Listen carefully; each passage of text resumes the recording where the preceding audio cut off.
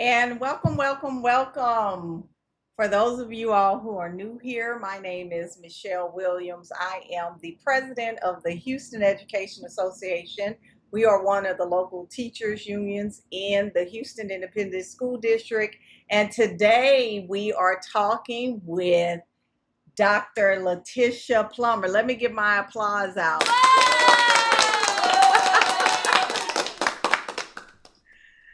Yes, Dr. Plummer is running for Harris County Judge. She is in a runoff, and we are supporting her all the way to the Harris County Judge seat because this is an important race, regardless of what your neighbors say. We need you all to show up. And without further ado, I'm going to go ahead and let Dr. Plummer introduce herself.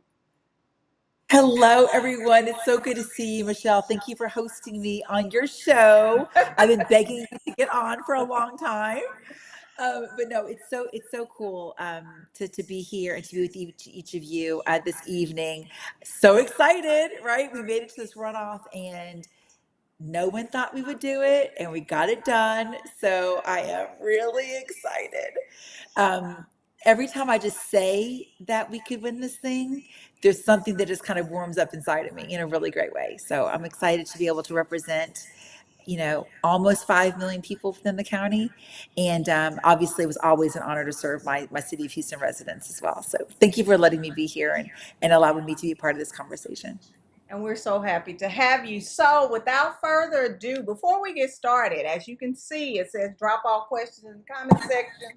I do have a comments coming up, whether you're on YouTube, on my personal Facebook page, or on our Houston Education Association page.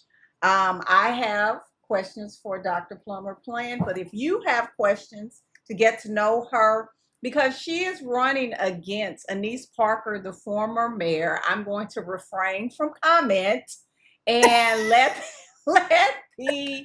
the interview go as planned. So, our first question is about your personal journey. What personal Mhm. experiences or values have shaped your passion for public service? So I think that it began. Can I give you three examples of kind of what I feel? One, I believe, was almost subliminal. My father was really close friends with the late Congressman Mickey Leland. Rodney Ellis was good friends with my dad. And so, kind of, my grandfather was a civil rights attorney. And so, kind of in that space, of, politicians at a young age when they were really fighting the civil rights movement. I was a child then, right? And so, I think that subliminally, maybe a little bit of that. Those experiences maybe allowed me to kind of cultivate the way that I think. I really believe from a perspective of what I remember, when I actually remember doing something and fighting for folks that just didn't have an opportunity. I believe it's when I lost legal custody of my son Alex. I think that's when it really hit me hard that laws literally shape the ways in which people live. And in my particular situation, my son was legally stolen from me, which means that there weren't laws to protect the non-biological parent in surrogacy. And that happened to me. And I think that's really what allowed me to step back out of my comfort zone and really understand what can I do, and really very unselfishly, right? Because I didn't benefit from the law changing. It was not retroactive. So kind of fighting for people when you don't get any real gain from it personally, but understanding that the fight is necessary. And I think that happened in 2018. We got the law changed. And honestly, it really switched the way in which my mindset worked from a public policy perspective. And so I believe that was the moment when that light bulb clicked. And they always say, you get bit by the bug in politics when you actually see things changing and happening. I got bit by the bug. I hope that doesn't happen to me.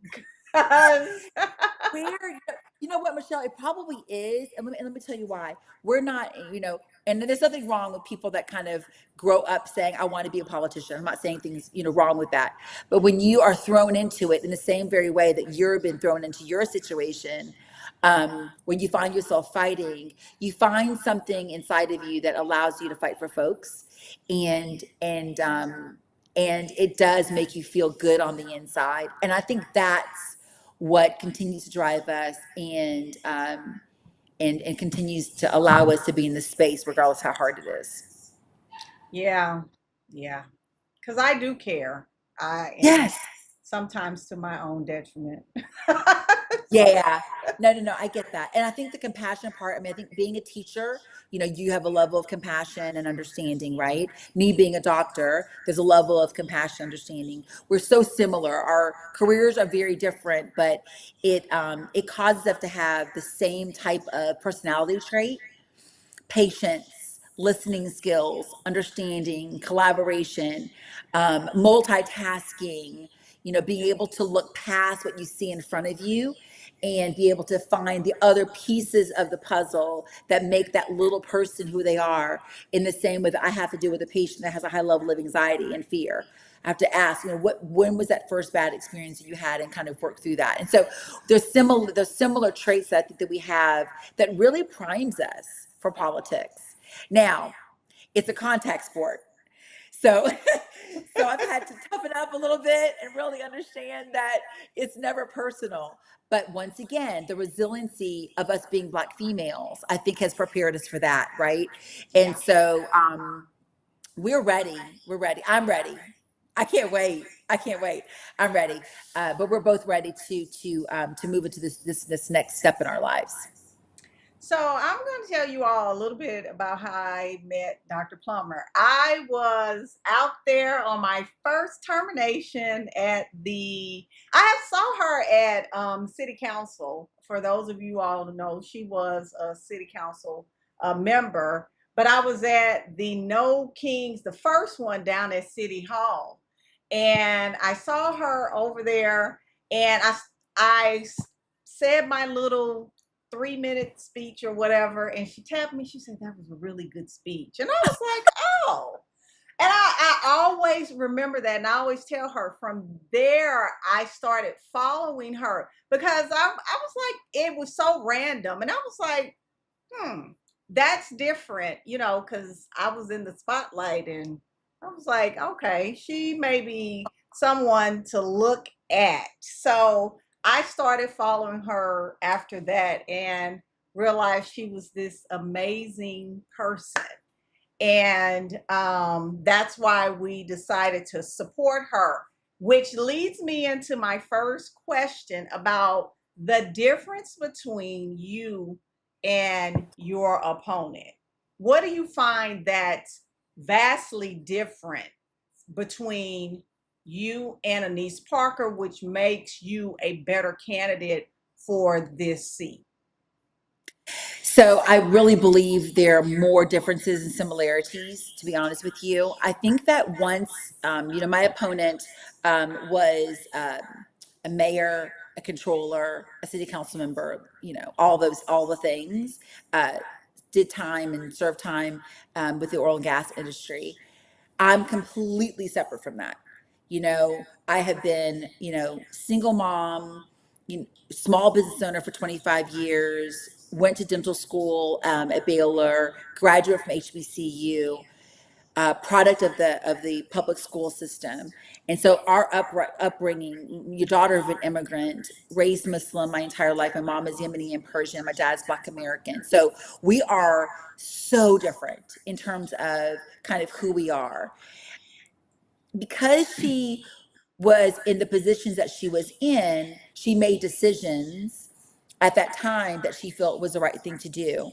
And I've been able to be in those same situations, 15, 20 years later, and made very different decisions. And now we are in this face off. And those decisions that I have currently made and she has made in the past have really created distinction. Just quickly, I'm anti Kim Og. if you fight in the criminal justice space, you know that Kim Og did all the wrong things when it came to people having an opportunity to be fairly treated in the criminal justice system. When you look at HISD and the takeover that just happened, I was not supportive of the bond. I was not supportive of the HISD takeover, and she absolutely was. When we talk about ICE showed up. It was a conversation, and I think in 2010, I believe, where she made references that you can't take away ICE in the same way that you can't remove the IRS. Now we're in 2026, and ICE is literally coming down on our communities. And I've been fighting against ICE, and I put forward, when I was on council, the First Amendment to combat, ICE. Um, I've been a supporter of our homeless initiatives and making sure our homeless neighbors get access and civility, right? Some type of civil action. Anise Parker was the first one that put forward, fines to feed homeless people. I mean, there's so many, and I want to say this. People, often say, well, we don't want to do nasty politics. We don't want to fight. But one thing that I've learned, Michelle, in this space is that when you vote for something and when you put your name behind something, that is now your record. And I think that it's completely fair to be able to hold people accountable to their record. I teach it to my sons, the way my parents raised me. Your decisions that you make have some level of implication on other people that you may not know, and oftentimes you may not know how important that decision was. And so, those are huge differences. And the crazy thing is, history repeats itself. So in 2010, 2012, 14, when she was making these decisions, 2018, she's making these decisions, she had no idea we would come full circle. And the same issues that she supported are the same issues that we are dealing with as a city, a county, a state, a federal government. Like, who would have ever known we would have a Trump as a president? And so, and then the last piece is, she's been a lifelong politician, and I'm not. And I'm so happy that I'm not, because I really believe that when you are a politician, you're in that bubble. It's so difficult to know and feel what other people feel on the outside of that bubble, and a level of compassion kind of goes away, and you're owned by either donors or people that you've done favors for, influences over. And so I'm really in a good place, and I'm really happy to be able to be in this runoff election with her. Yeah, because there was a lady that was on Facebook, and when Anise first announced, she had this long piece of commentary about that ordinance where Mhm. her organization was being fined downtown because she was feeding the homeless. And I forgot how many citations she had. Um, Thousands yeah, of dollars. Yeah, that's my really, I mean, she has been kind of on the outshore door, Food Not Bombs. Everyone knows about it. It's an amazing organization. And yes, and so when I was under the Turner administration, he was really enforcing that ordinance heavily. And Food Not Bombs got fined thousands upon thousands of dollars. But that ordinance, that fine ordinance went in under Parker's administration. yeah. And I do agree with you. You need to, like we used to have a principal say, put your name on it. Hey, if you did it, you need to take responsibility for it. And not because she is running for this seat now. No, that is your record and it's tied to you. Just like when she was trying to subpoena the sermons from the pastors because she didn't Yes. like what they were preaching. Like, who does that? And this constant rhetoric that she continues to spew about North Forest ISD. I worked in North Forest ISD, and to say that disenfranchising voters and Mhm. annexing a whole school system to a struggling part of Houston ISD, which in the takeover, that part of the school district is now the reason why HISD was taken over. So when she says that, I cringe because she has no clue about what she's talking about. She has no Mhm. clue. Those people suffered. They lost their communities. They lost their schools. Schools are communities. That's where we connect, for the most part. And I don't know why she keeps getting on here on every platform, and the schools, like, that talking point is going to cost her the election, because at the end of the day, public education, and I say this as I look into this camera, that we're no longer supporting people who support the disenfranchisement of voters. Like, and for you to publicly say that and then come out with this excuse, oh, I was a parent then, it really gets underneath my skin. It really does, because she doesn't care about the public school system.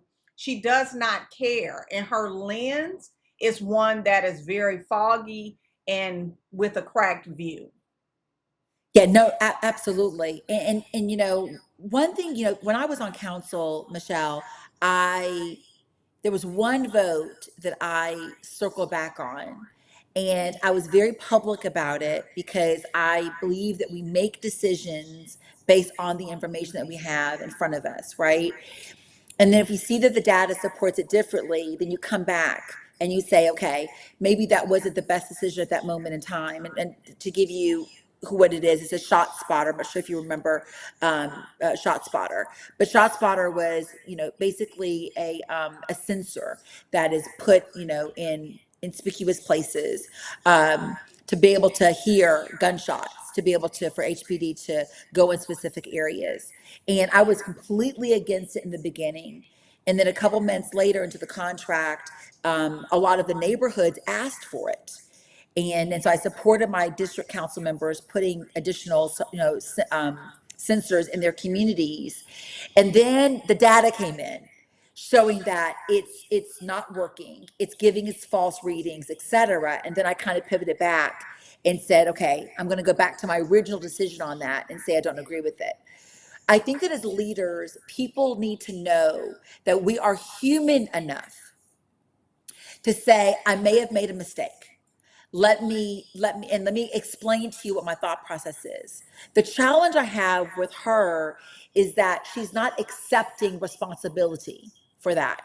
And when you are electing people, it is really important for us to trust the folks that are making these decisions. Otherwise, we're just going to continue to find ourselves in places to where we are, just feeling disempowered, right? In terms of what we're able to do and what we can do and change. And so, this is not about her, the person. This is about her, the record. And that's what I'm going to continue to put out publicly. I know that no one's perfect. Lord knows I'm not perfect. But when you're in an elected space, you have to make sure you ask all the right questions before you make decisions. And one thing that I realize is I'm always more committed to answering to the folks that voted me in, and not the folks that well, I never got big checks, Michelle, so I can't say that. so I'm good on that front. All right, so let's talk a little bit about the judge position, because people think this is you sitting on a bench, you're in a courthouse. Tell us what the responsibilities are for the Harris County judge. Yeah, so this is an executive office. One thing we need to do is change the name because it's so confusing. Every time I tell someone I'm running for Harris County Judge, they're like, "Oh, you're going to be like on the bench and like, are you a lawyer?" And I'm like, "No." So yeah, this is an executive position. The county judge has a vote just like the other commissioners. We have four county commissioners, and my main responsibility though is disaster recovery, preparedness, and resilience. That's like my main job. So when a storm is coming and when they're not coming, when we're preparing for them, my main job is making sure that the city is ready, or the county rather is ready. And those are building relationships with the state, building relationships with HGAC, which is a Houston Area Galveston Council, where a lot of times state funds are sent to, making sure that we've got relationships with FEMA and with the federal government to ensure that we've got direct allocations of resources. It's also important to build relationships with the other 33 cities that are in Harris County, because this is a regional approach that we need to look for. So that's the main job. I don't have a budget like the other commissioners do. So I really do have to collaborate well, work with them well, and have them, if they're wanting to do something in their communities, kind of be that influence over them and says, well, what if we did it this way and looking at it differently? For example, when the sheriffs were getting that big raise, I Mm-hmm. would have come in and said, could we phase that out? And not done that at one time. And that could have been either a backroom, conversation, or a conversation, on corporate. Well, what I learned as a city council member, because I was at large and I didn't get a budget in the same way that the judge doesn't have a budget, um, working behind the scenes and negotiating behind the scenes, in my opinion, is really important, because I don't think it's appropriate to have arguments or disagreements with your fellow commissioners. And so that's like our main responsibility. And policy initiatives, really putting things forward. One thing that Judge Hidalgo did, I believe, really well, was that she was able to think outside the box and moved away from kind of like roads, bridges, parks, infrastructure that everyone feels like are the only responsibilities of the county. What she showed us is that, rental assistance was important during COVID. Early childhood support, education's important. Domestic violence issues that we dealt with during COVID were important. So she really looked at the immigration support in terms of legal, having legal representation for our immigrant community is important. Those are more socially based issues that are still a part of what I believe the responsibilities of the Harris County judge. And I'm really looking forward to finding ways and opportunities to keep those afloat within the financial constraints that we are currently experiencing. So you brought up COVID, and I was one of the teachers during COVID, and COVID was a rough period for us, not in terms of because it was just shut down, but in terms of how to keep us safe and children Mhm. safe, because we're in these buildings where the ventilation sucks. So, my question is, as Harris County Judge, how will you ensure that schools are adequately prepared for emergencies like hurricanes, floods, or disasters? So let me give you a really quick story. When COVID was happening, I'm a dentist, so I'm getting a lot of information from our dental society in terms of what we are going to be expecting. And so I had a mask on. I was the first one to put a mask on the dais, on our council dais. And I will never forget the city attorney, not the one that's there now, but the city attorney in 2019, told me to take my mask off because I'm scaring our communities. And I told him no, because we have a responsibility from a healthcare perspective to protect the ones around us. That is my sentiment. I left my mask on. I continue to wear a mask. And I think about a week later, everybody had on a mask, right? And so I bring up that story because I am a protector in my nature, and not because I'm a mom of three boys or three sons. They're going to kill me, girl, if I keep on telling these grown men boys. Um, but I'm a protector just kind of by nature, and I use a science background to make those determinations. That is how I'm going to do exactly what you said. Our young people have to be protected. Schools, in my opinion, can be resiliency hubs within communities because they are the closest to communities. And so I'm going to put together a very solid regional approach to make sure that our schools have what they need. And if they are not able to get to school, then we have support. One thing that I did during COVID was I worked with our library systems. I made sure that we were able to use Wi-Fi so our kids could continue to go to school online. But I also went out into community and signed them up because a digital divide is massive.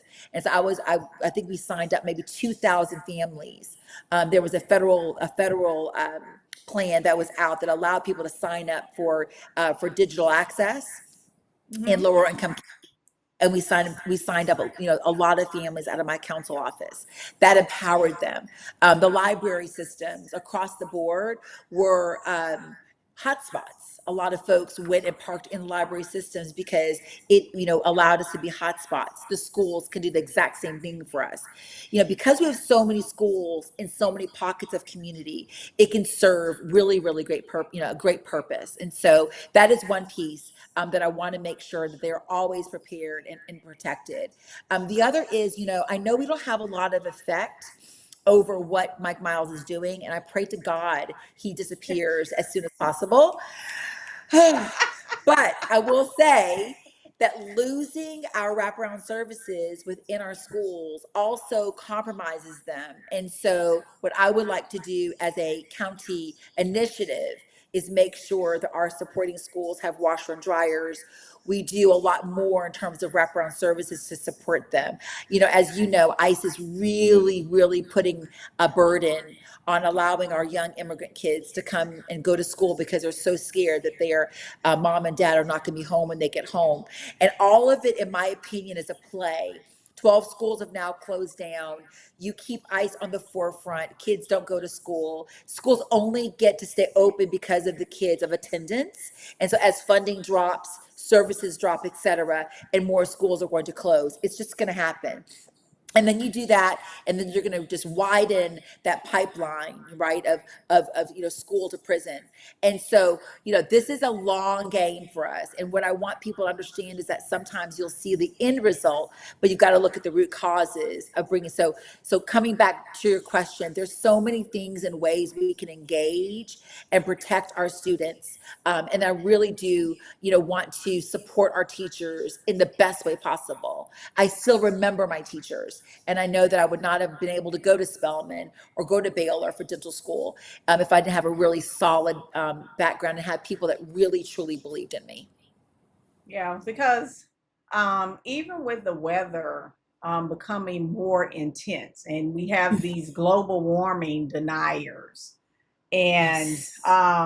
as we get blown around, because I had two trees fall on my house, and one Mm, was just a freak storm out of the blue, and we're seeing that that's happening more often here in Houston, and we've seen that our current appointed superintendent does not want to do what's best for right. children. And even with when it's cold, when we first had our freeze, oh my God, we had a fallout. The mayor had to bully him into closing the schools because he thought he was going to come to Houston and keep the schools up. And we have elevated um, freeways. Like it was really ridiculous.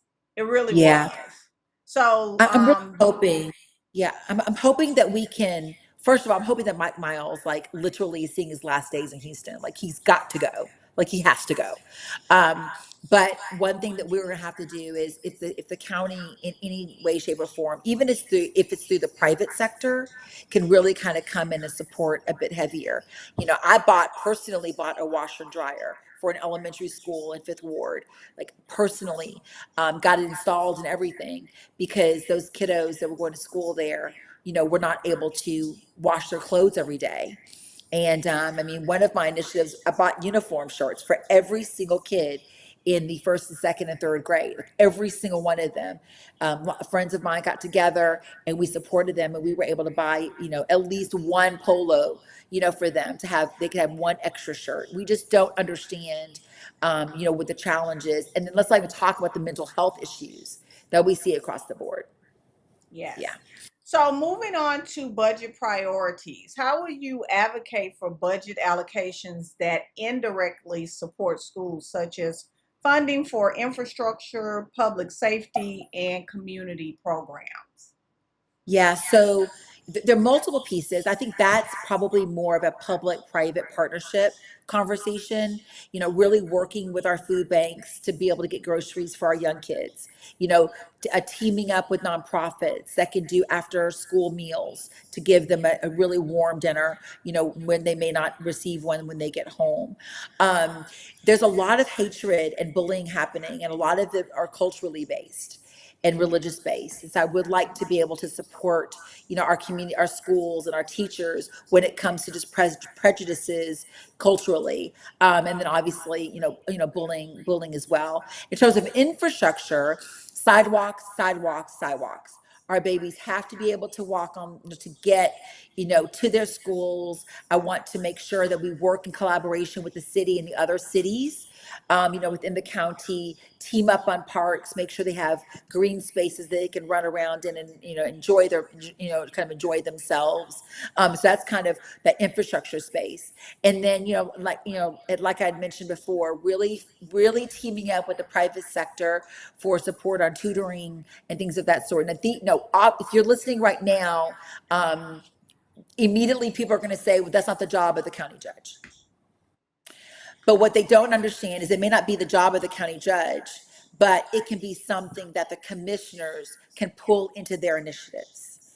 And so, that is something that I want to do, because one thing that I very well clearly understand is that if we cannot educate our babies, there are going to be more people going to jail. You don't have an opportunity for people to thrive. People are not being able to, make monies, take care of their families. They're not going to go, we got to create more vocational school opportunities, apprenticeship programs. Like, these are all things, that initiatives that I can absolutely do out of my office, because I'm going to team up with my partners in the private space and make sure that we are working in collaboration with all the cities within the county.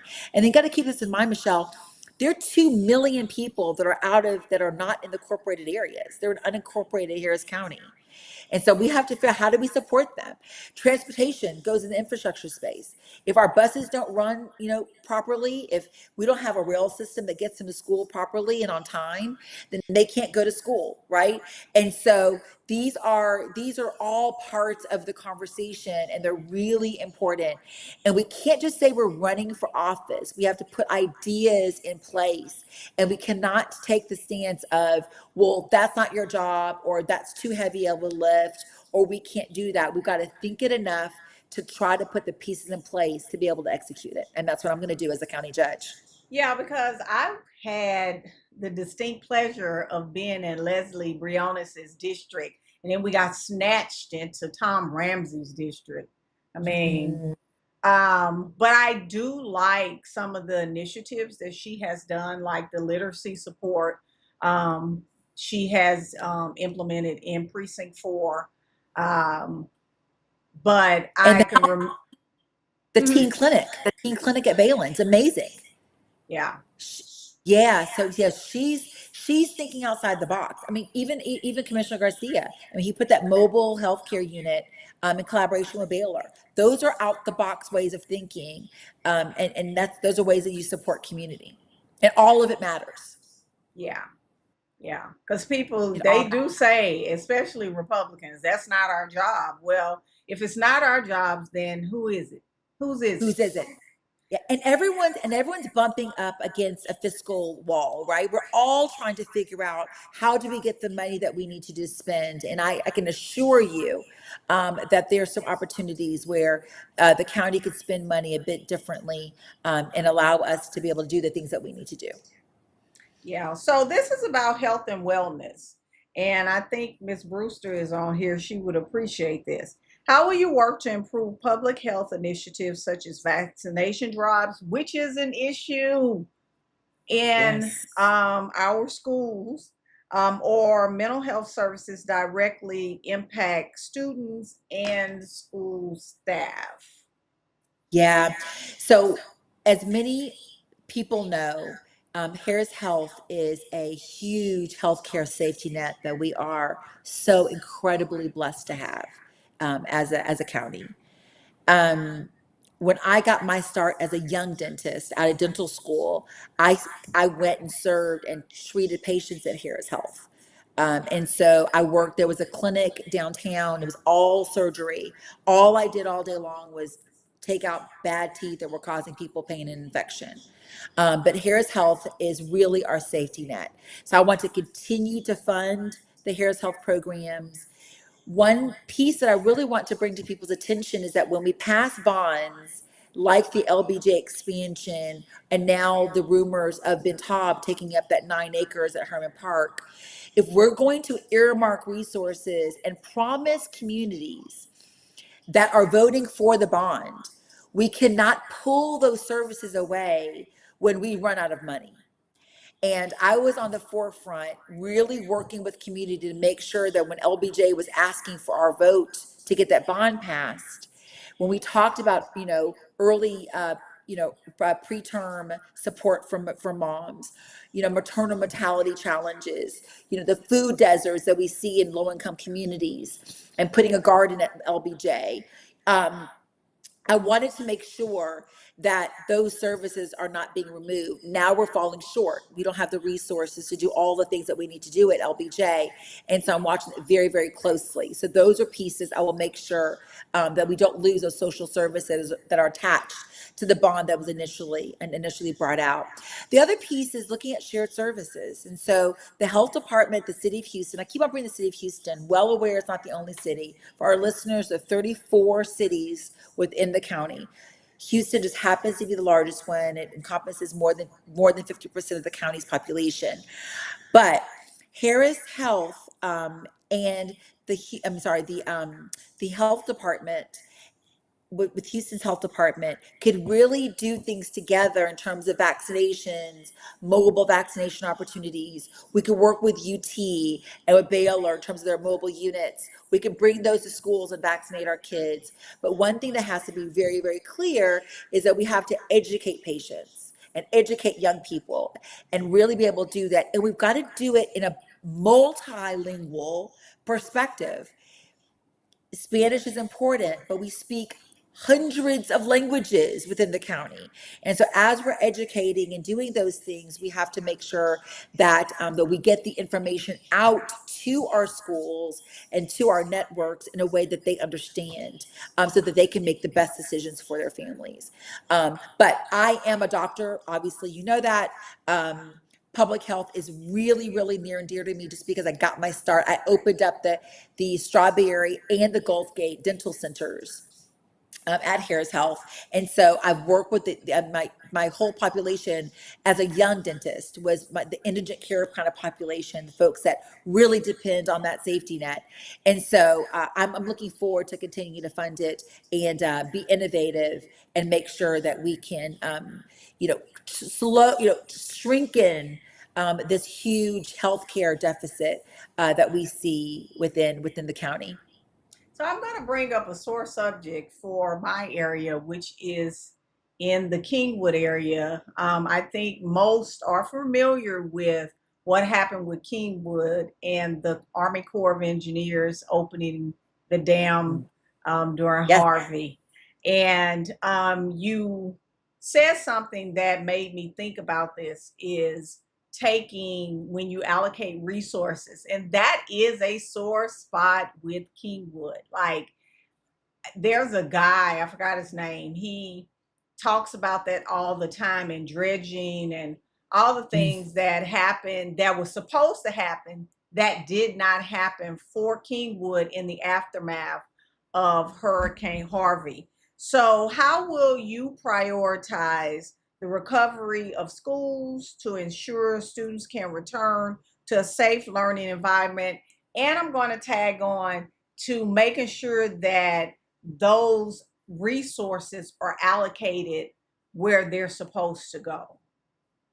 Yeah, so let's go back up a little bit historically on kind of why we are here in some ways.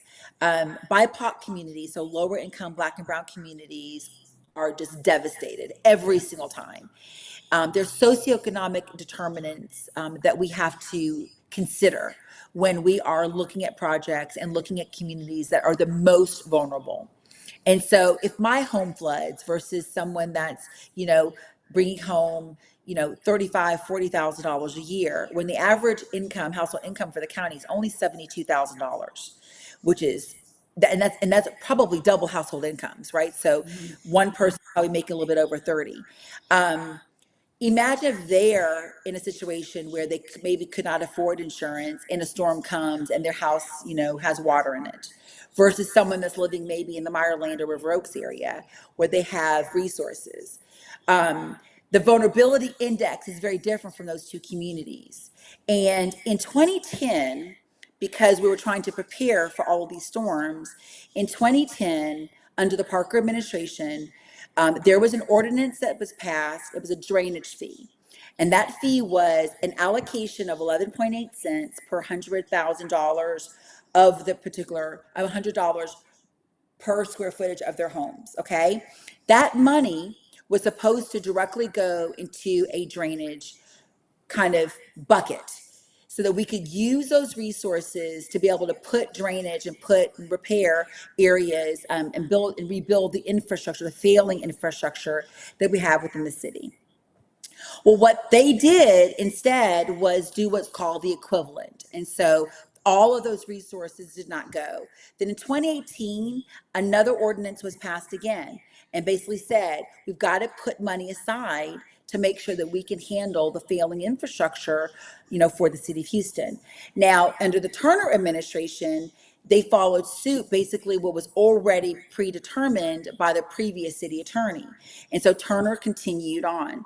Well, under the Turner administration, there was a lawsuit that went forward. Jones and Watson, two engineers, decided to sue the city because they basically said that we have continually failed on putting resources into communities that have failed infrastructure. And this is what I'm saying to you, decisions we make 20 years always has a domino effect in the future. So that decision of not allocating the money properly, 2010, 12, moving forward to 18, now we're in a $415 million lawsuit with the two. We had to settle it. Whitmire had to settle the lawsuit.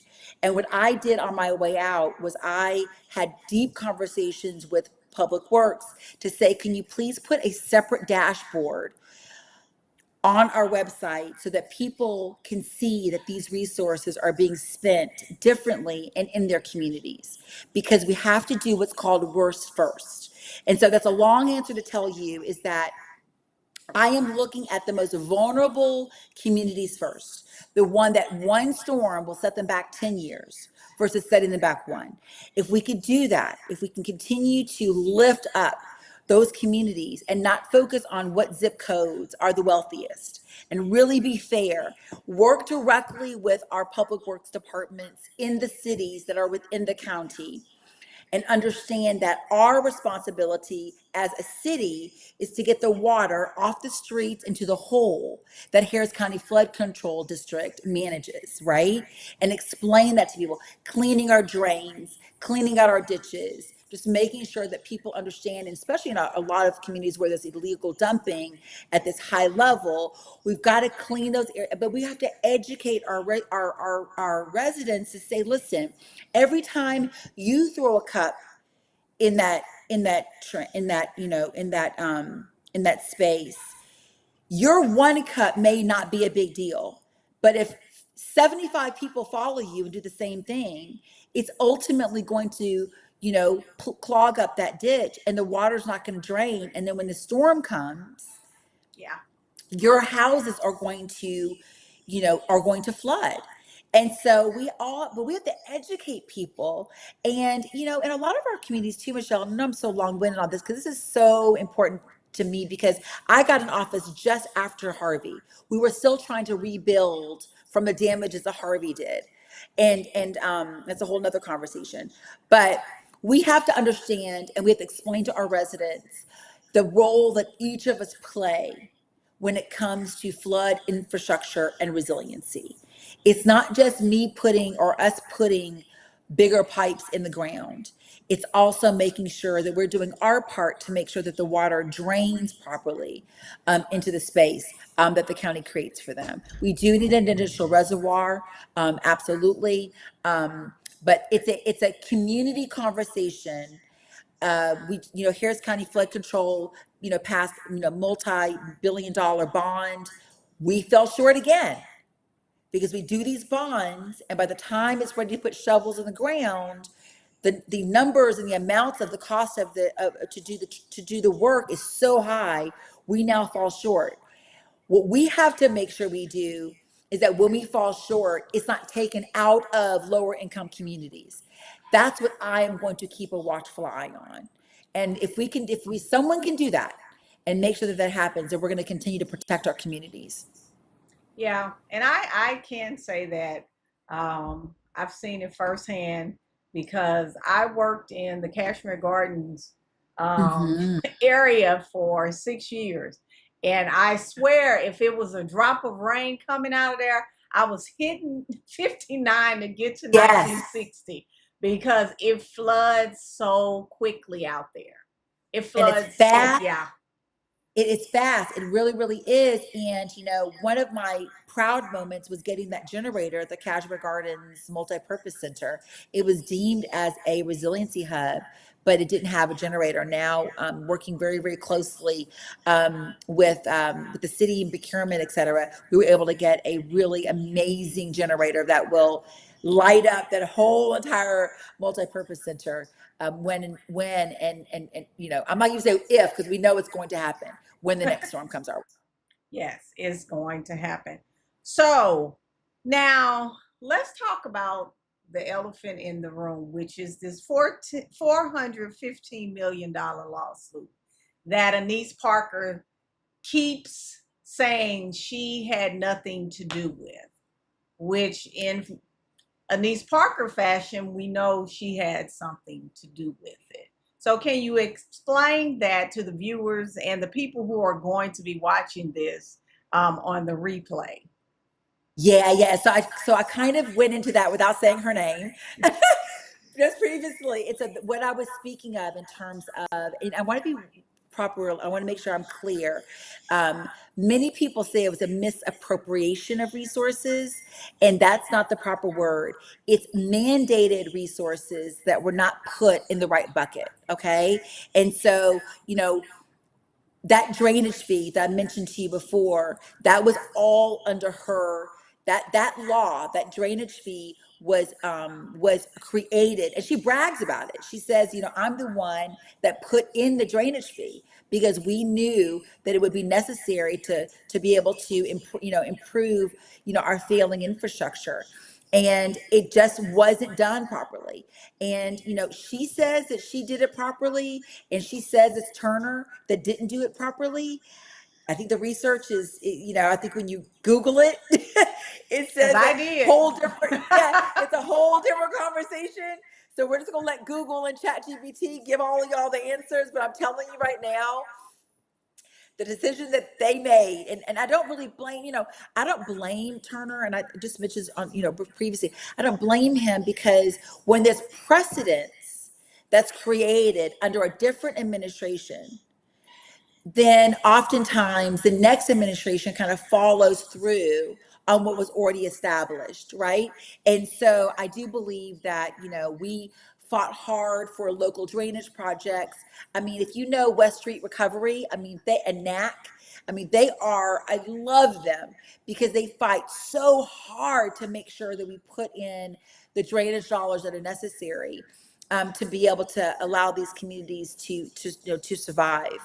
And so, everyone can skirt around this issue if they want to. All I know is in 2010, it was, we were supposed to do a certain thing.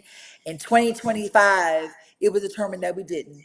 And now everyone can read the gap the way they want to and figure out what that looks like.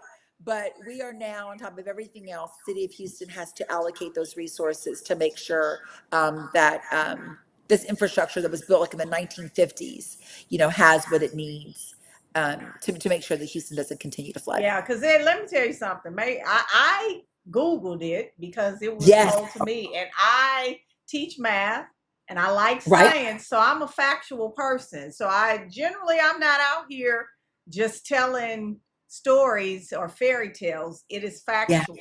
And I can tell you from experience at Benbrook. Oh my Mhm. God, the sewage. Like the sewage backs up in the parking lot. Like Yes. those are the things that we are looking at, and it just makes no sense. We are what, the third largest city in the nation, and we can't get drainage right. Like it It- makes no sense. And I was like, when I tell you, when it backs up, the city has to come yeah. out and fix it. It's, you Yes. can't park in the parking lot. It's nasty. Yeah, That's yeah. what And it let me give you is. a couple of facts here. The 14th Court of Appeals, April 23rd, I want to make sure I'm reading this and giving you proper information. It was, and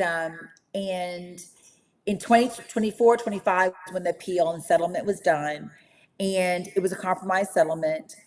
And they agreed to allocate at least 67% of the amount that was required, and then 27 in 2027, the other 77%, will be allocated. But this is the charter formula traces back to 2010 voter amendment, which is under Parker's administration. The city's bookkeeping indexing, including applications of the revenue cap and index, lowered the dollars flowing to the DDSRF, which is drainage street, and in later budgets, and that is what the court found unlawful. Yep. And so this is rebuild Houston, all those things. So it's right here. It's I look. And for you Your all math, that don't your math understand, teacher. lower means you robbed Peter to pay Paul. That's what that Yeah, meant. You took yeah, money in the yes, budget that was allocated for something else right. and did something else to that. Houston ISD knows that all too well. Exactly. The key court opinions basically said that there was the challenge with the legal reasoning about the revenue cap, and the 11.8 cents issue. So this is a real thing. I mean, this is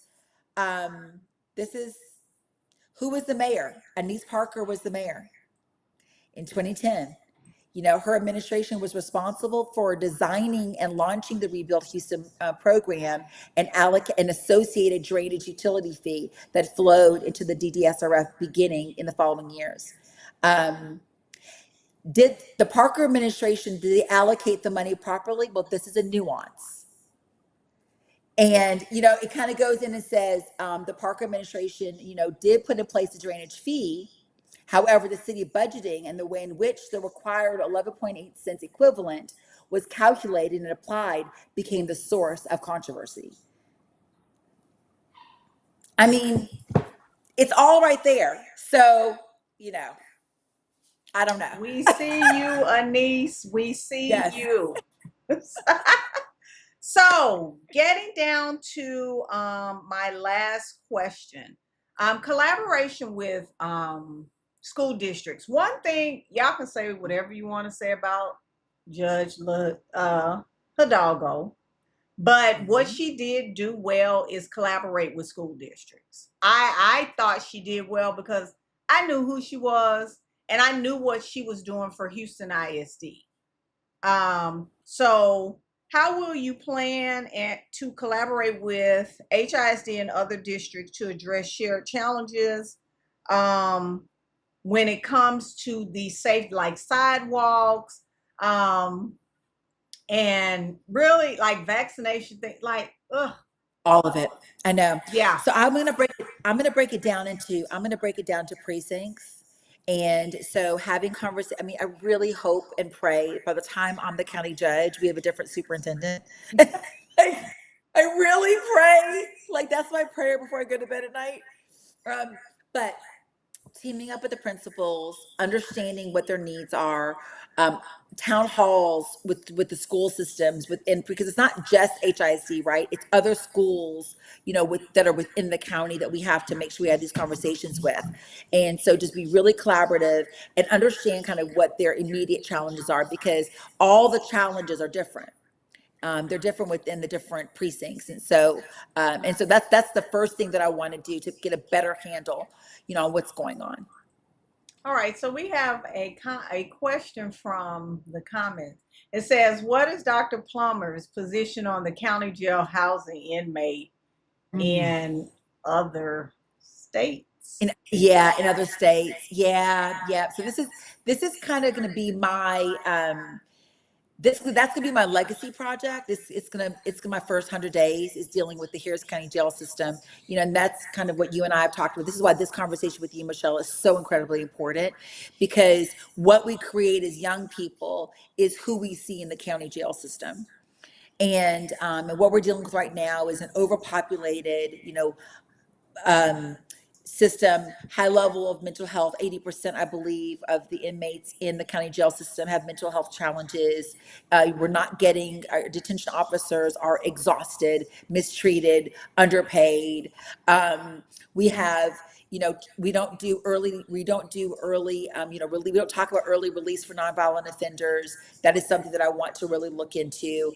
We don't put diversion programs in place that in the way that we need to do. I want to put forward a justice to workforce initiative that I will be working on for nonviolent offenders. We spend, to give people some numbers, I think this is really important, to give you some numbers to kind of hold on to.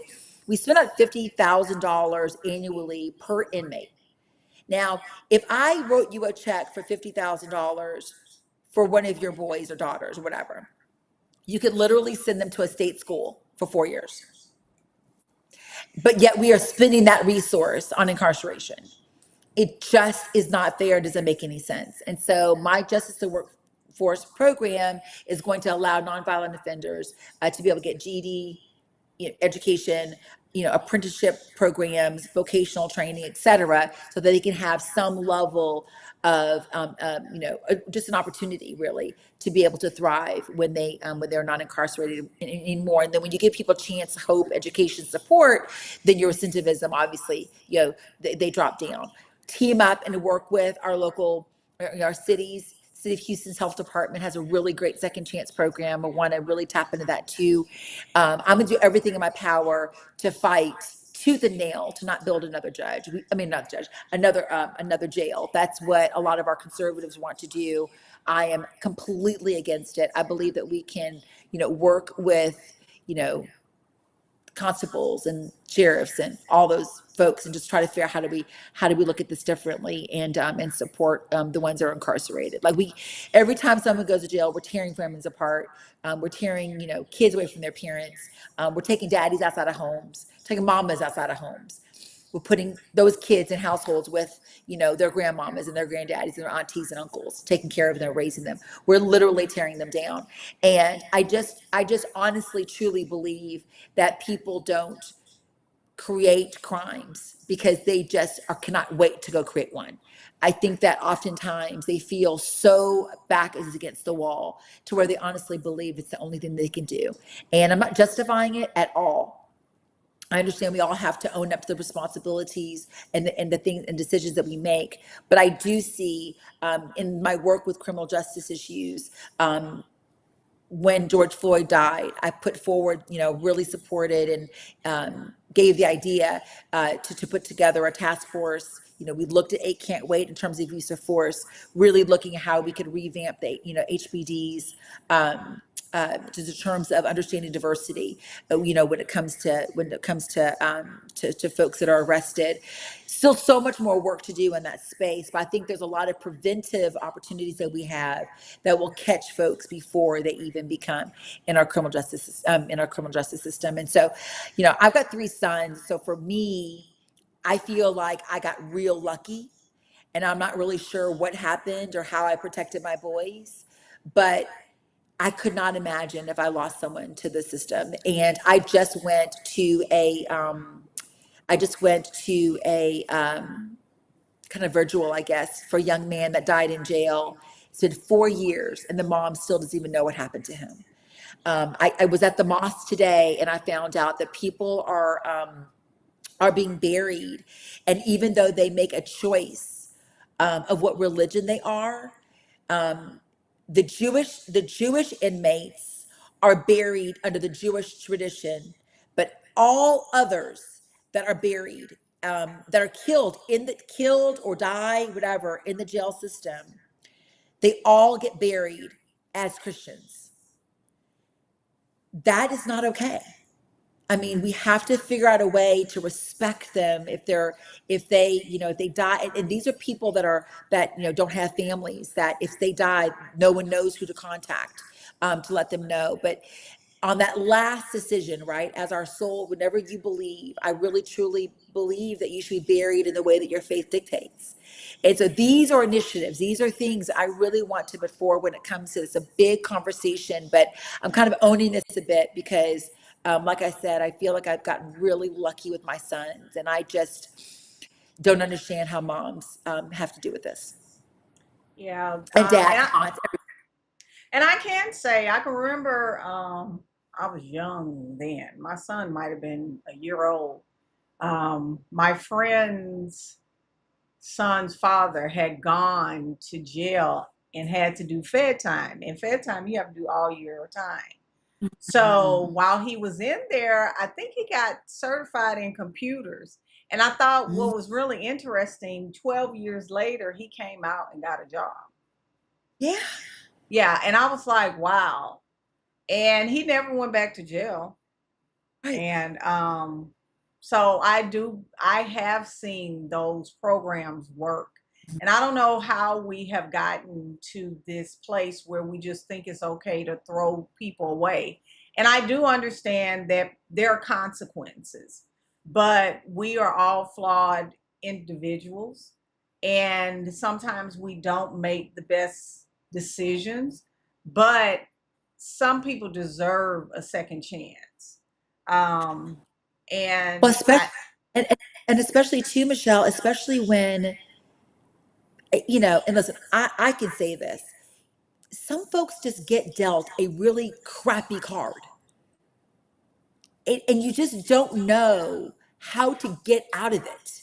You don't know how to, you don't have, it's so easy for us to sit kind of on this high horse, right? And just say, well, they should have known better. They could have done something differently. They have a brain. They could have made a different decision. It's so easy to do that. But if 80% of the inmates have mental health challenges, what if that has something to do with it? Right? And so, and then when they get in jail and they're having some challenges emotionally, and then they get killed there. And what I mean, it's an unfair situation. But I will tell you, they make so, and when I say they, the conservatives make so much money in the jail system that it is a income stream for them, and they're doing it on the backs of primarily Black and brown folks. And so, we've got to do a better job. We've got to take more of a responsibility and understand that, it is our Harris County. It's not a Harris County of the haves and have nots. It's our Harris County.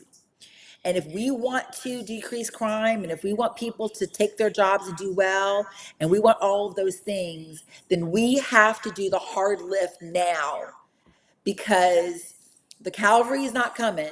And if you see what's happening at the state and local, the local levels, we are literally the last line of defense. So let's figure it out. Let's stop being wimps about it, and just do all the hard work now. And one thing that you and I both know is when you do the hard work early, the benefits that you reap in the future are beneficial.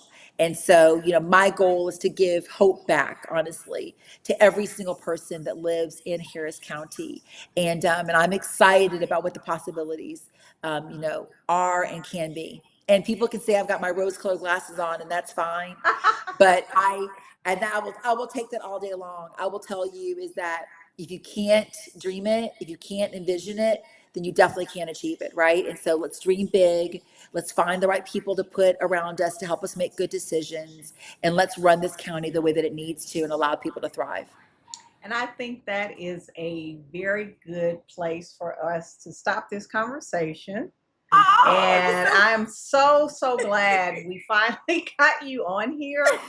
I know you're busy, and but we appreciate it because we need some good people in Harris County. Harris County, I love Harris County.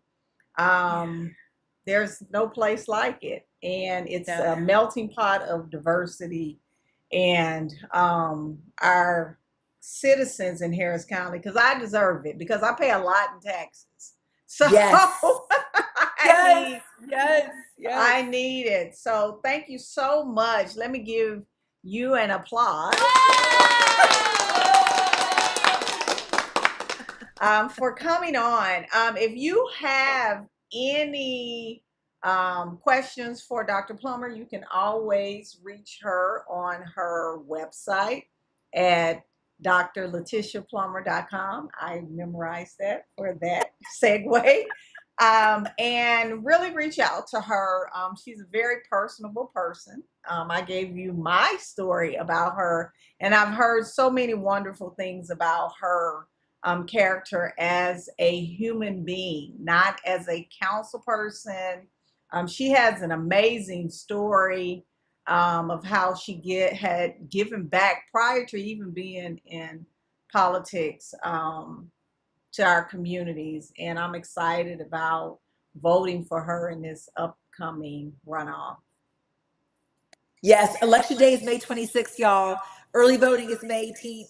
Get out and vote. Please. So, yes, all of that. And I'll be posting that and some clips from this. So stay tuned, stay engaged, and I will see you all somewhere between out here in 127 and Houston ISD. Thank you all and have an excellent night. Bye bye.